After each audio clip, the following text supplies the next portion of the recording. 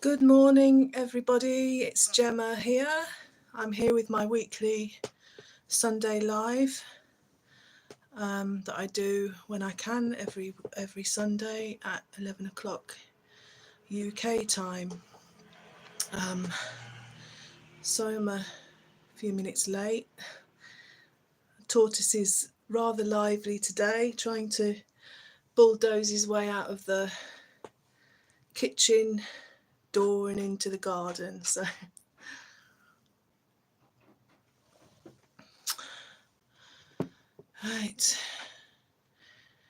Right, while I wait for people to join, or not, as the case may be, I thought I'd talk a bit about what happened to me this week. I think it was about a week ago, maybe it was a week ago tomorrow, on Bank Holiday Monday, yeah it was. I was walking up the road on my daily walk up to the forest, and I saw a big dumpster full of books, and like books and magazines, tore up pictures, photographs, posters, and the first layer of books, the whole thing was, the thing was just rammed with these books. The first layer was saturated because it had rained the day before, so it'd obviously been dumped over the weekend. And I reached in and retrieved a Dickens book, a Charles Dickens book, and soon realised that not only were they, every book special, but these were really precious books. Some of them were published in the 1800s, the late 1800s. So they'd survived, nearly 150 years. If my maths is correct, probably not. Only to be shoved in a bin and destroyed. So this was a Dickens novel from about 1884 that I retrieved, and as I went through the bin, I discovered some more Dickens stuff, which I put into my bag and continued on my walk. And I was sitting down reading like the preface of this Dickens book, and I just got this urge to hello the 8 people who've joined, and also want to say hello to the people that don't appear in the live chat and express my appreciation, because I know not everybody likes to chat on a live stream. So I'll continue my story, just telling everybody what happened to me this week with the discovery of some books. Anyway, I was looking at this Dickens book in the forest, and I just got this urge to go back as quickly as possible to the bin and retrieve as many of the books in this series of Dickens novels that I could. So I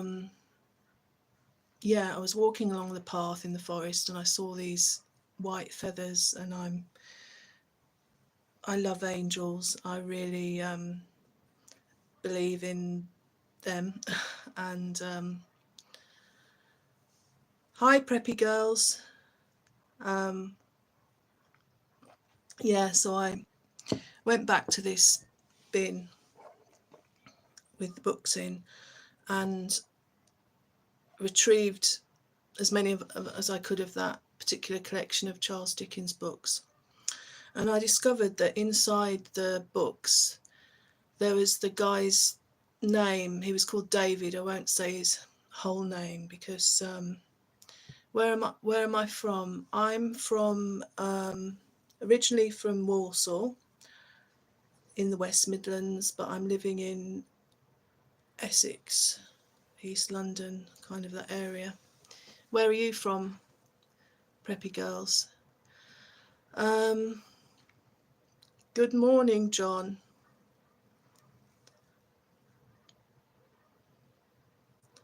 Hi, Maya. How you doing?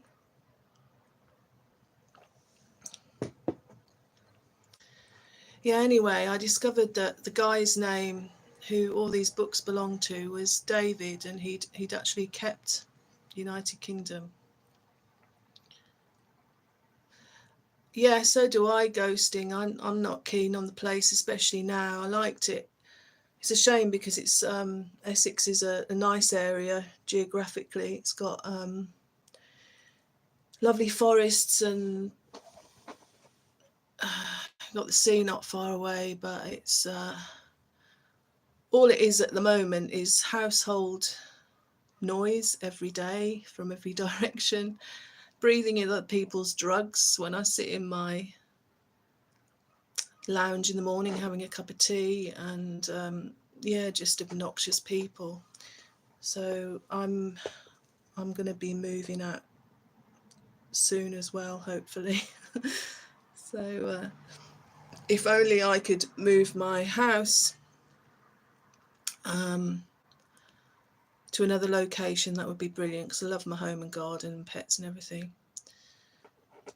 How are you? I'm good, thank you, preppy girls. I'm in Manchester. Oh, great. Where are you from? I'm from Walsall, so not far. I haven't lived there for about 30 years, but I like people from up north. So what are you all up to this weekend?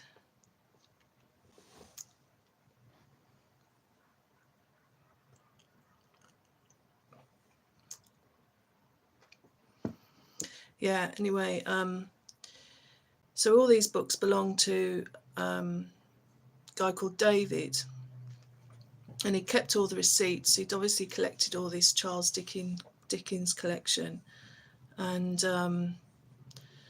lovingly protected it for God knows how long.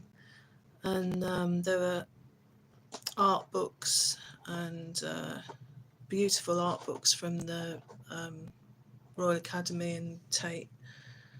And just chilling, watching your channel. Yeah, and basically I was so devastated that somebody'd thrown away his whole life. Basically, his whole life had just been binned. So that's a long life lived for his possessions just to be thrown away. And the lady came out of the flats where the bins are and said there's a whole load of other stuff round the corner.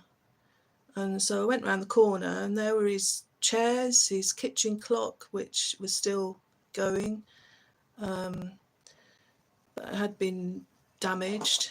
And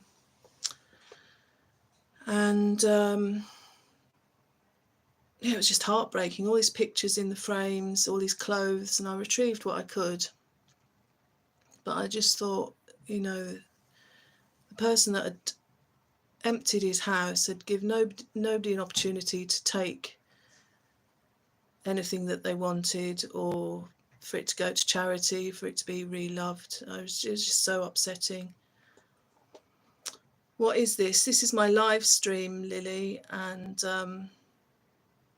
as it says, I chat about life, the arts, nature, and what's the other thing I like talking about? Camping.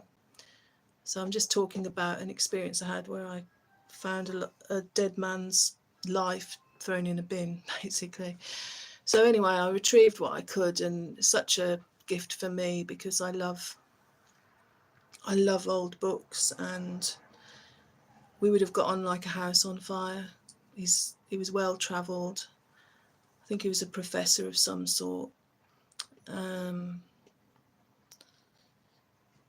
yeah, we like the same authors. There's lots of poetry books I've got, so it was brilliant for me. But I'm so glad I came across it, and that hopefully he's looking down and being glad that I'm re-loving some of his things. So, John, it's sad. Yeah, it is sad, and but it's unnecessary in my opinion, John. I think that if people had a bit of thought, they could donate it to charity, or people even come and collect things for free, like the British Heart Foundation, and you can even earn money. Companies like We Buy Books, you can sell books to them, and they come and collect for nothing. It's just, I don't know, having a bit of soul and a bit of consideration for and respect for people that have passed away in my book. So anyway, so that's what's preoccupied me this week. And I took some of his ornaments, a collection of elephants, which are beautiful, an old teddy which looks as if it's been passed down the generations, and yeah, I hope so, John. Yeah, I hope so. And I kind of obviously communicate with living people, but I'm quite a spiritual person. I'm not religious, but I do talk to dead people as well. If that makes me crazy, probably I am. But yeah, I feel connections with people that have passed on, and I feel a real connection with this guy. And I hope that he's happy that I did my best for him. Yeah.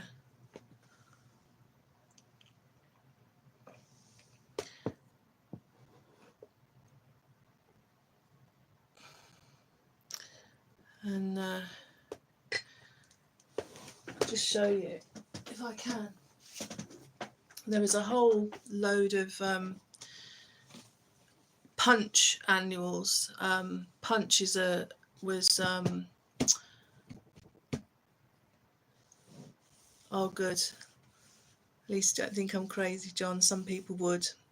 I know I'm not crazy, but yeah, I do have a link to the spiritual side, definitely. Had this really profound experience when I was living in London in my early 20s, and I saw an obituary of Dusty Springfield. I'm sure you don't know how old you are, John, but I'm sure you know who she is anyway. She was a 60s pop star. She sang sort of soul, and brilliant artist. She had amazing sort of black eyeliner, and yeah, really quite a pioneering character for her time. And but I'd never heard of her really. I was too young to appreciate her when she was alive. And I just read her obituary, and yeah, just felt this amazing connection and listened to her music. All right, you're 45. I'm 49 tomorrow, so a bit older than you. Yeah. But yeah, and I was kind of, at the time I was working in the theatre as a dresser, but I wanted to become a professional musician. And she basically, her spirit, or whatever you'd like to call it, gave me the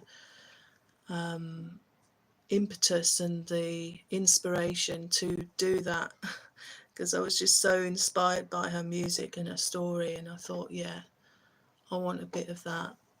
And I loved my theatre work, but I just sort of, I became a bit tired of being behind the scenes. I wanted to perform, and I went ahead and had a career as a professional musician, which is sort of fallen a little bit by the wayside at the moment due to COVID and illness. So I'm hoping to get that back. Hope you have a lovely birthday. Thank you. Yeah, I'm not sure what I'm going to do yet. I've just come back from Scotland and I'm broke. I'm really skint, and I normally try and treat myself on my birthday, but I've got no money to do that. So I thought, because I love camping and day camps, I thought I'd just buy a beer and take myself to a local forest and cook a meal and chill out in my hammock. That's my idea of a good day. Just be around my animals and plants. I'm happy doing that.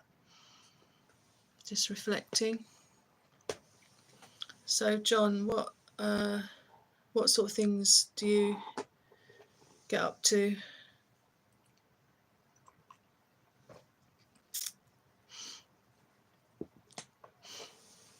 Yeah, just to get back to this, these books that I found. There were a whole load of Punch annuals. I'll turn the camera around so I can show you.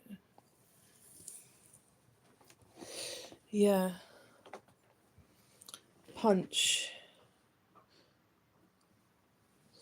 This collection of annuals ran from the late 1800s to, God, I think it was about 2016, and it was like a yearly, I think it's a yearly publication where they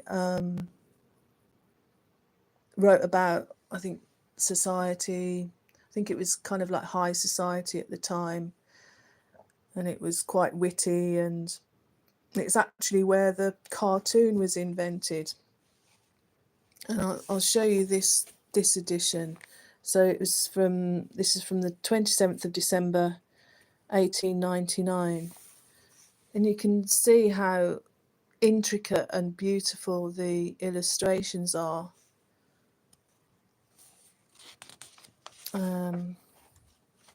They were, I don't know, I probably rescued about 10 of these books going right up to the 1940s. Some of them, unfortunately, were water damaged, but still readable. And I reckon that there must have been, looking at what some of these original copies of the books were worth, I reckon there were thousands of pounds. Could have been thousands of pounds worth of books there, vintage books, because he'd had a huge Dickens collection. He obviously loved Charles Dickens, and I've read a couple of the stories now and I'm kind of getting into it.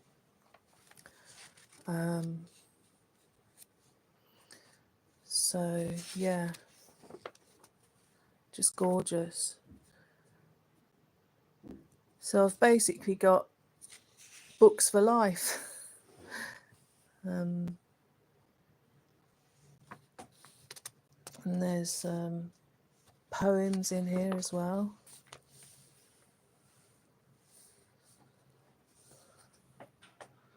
I'll read one here. After supper, an old song reversed. When the bosom heaves a sigh after eating pigeon pie, when the heart o'erflows with grief, Veal and ham won't bring relief. When the joys of life are fled, lobster salad weighs like lead. When you hate the world's cold ways after too much mayonnaise. When fair nature fails to please, throw through not stinting Stilton cheese. When you find that love is vain, port don't mix well with champagne. When this earth is all ajar, throw that beastly big cigar. or through that beastly big cigar, when each nerve appears to ache, green chartreuse is a mistake. And it's things like that.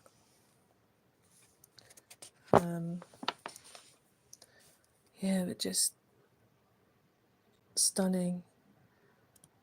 And I kind of asked Google, are books going out of fashion? You know, people aren't reading as much, and apparently people find reading boring. You know, but I couldn't believe it. I mean, books feed my already vivid imagination, and I go all kinds of places, explore all kinds of lives, and in my imagination, and I feel very alive for that, and I can feel alive and excited about life just sat reading a book, and I pity people that aren't capable of doing that.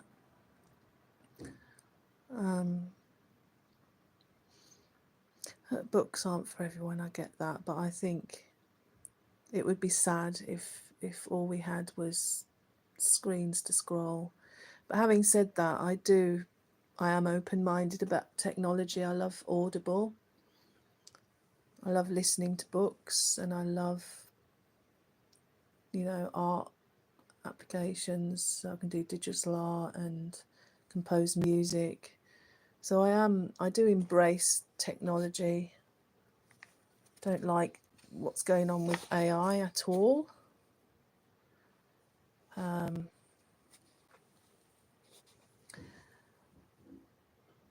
I think that's terrifying, actually.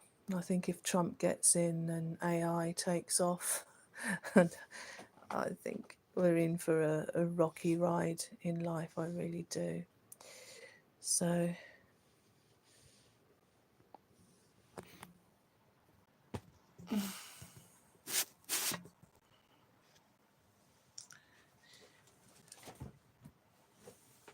yeah, so to carry on my story, I went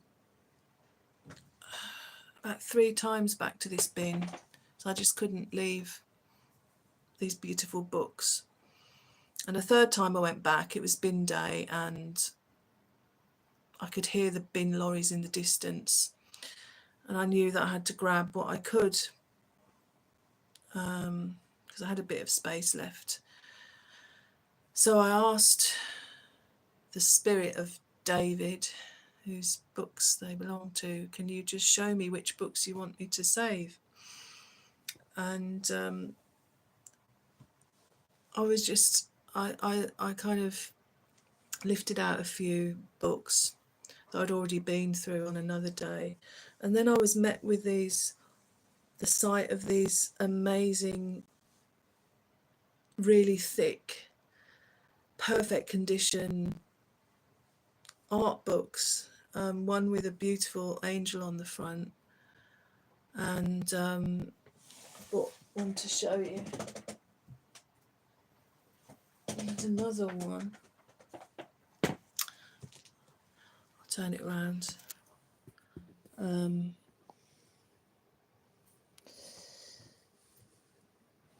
This one's called The Miraculous Journey of Mahomet. And it's just, when I find it absolutely stunning, and somebody that loves angels, it's kind of full of angels. Just try and find an example. That, to me, is just beautiful, and how people can be so blind to something as beautiful as this amazes me. And I don't think they even look. They just think, oh, books, just get rid of them as quickly as possible, just in the way. But my God, sacrilege, if that's the right word.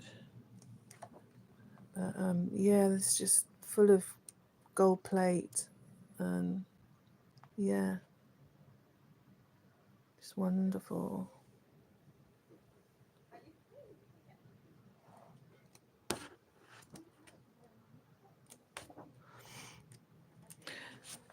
So I felt very much as if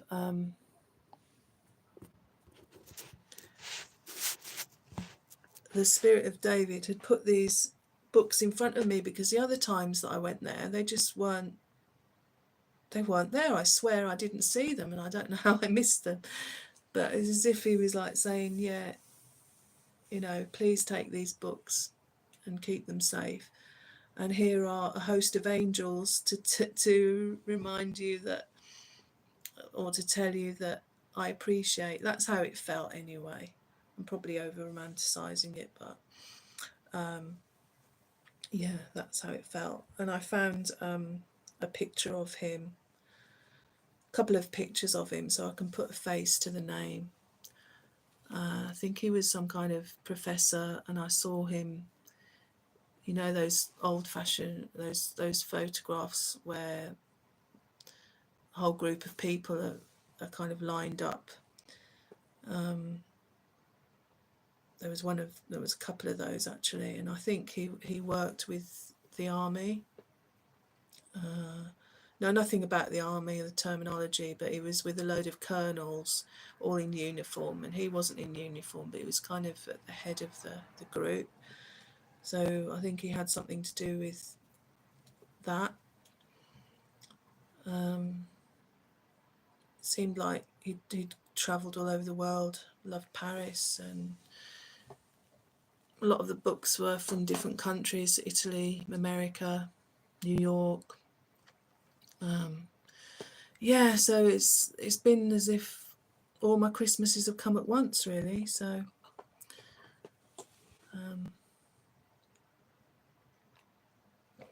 books wise, they probably literally have. I've got enough books to keep me going for life, I think. Yeah. So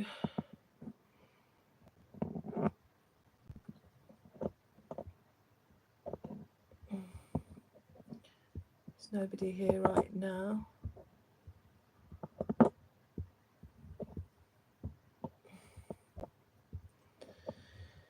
So after that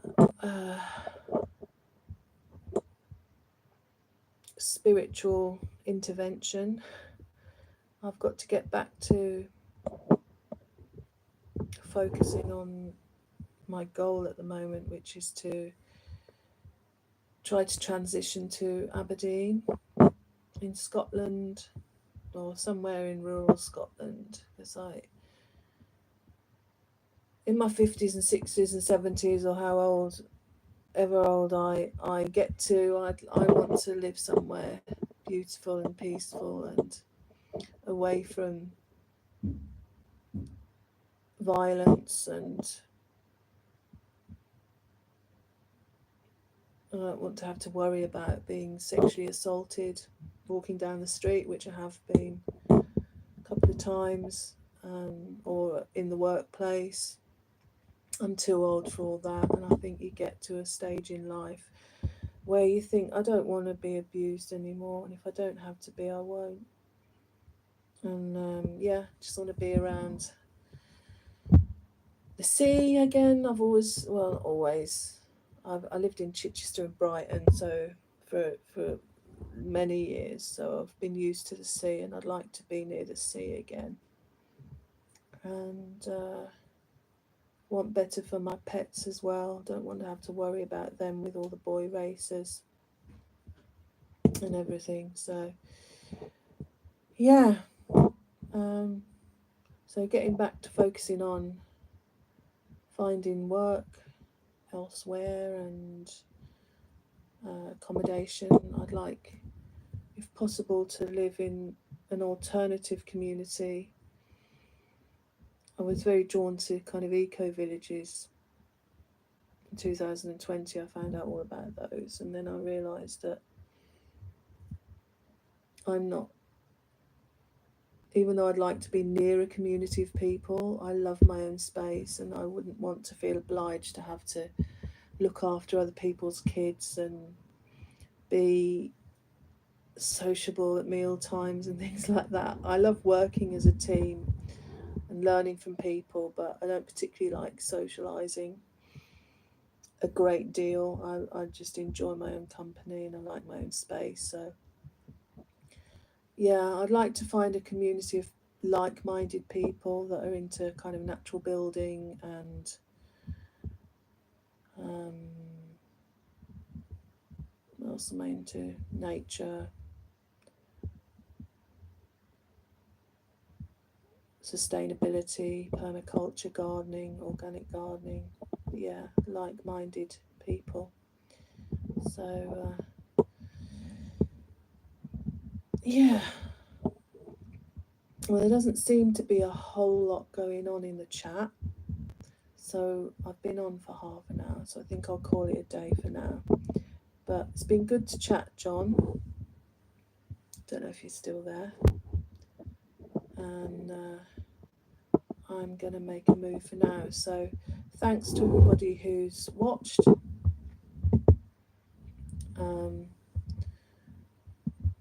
And all being well, I'll be back next Sunday for a chat. So have a great day, great week, and thanks to everybody that supports my channel. I do appreciate it greatly. Okay. Ciao.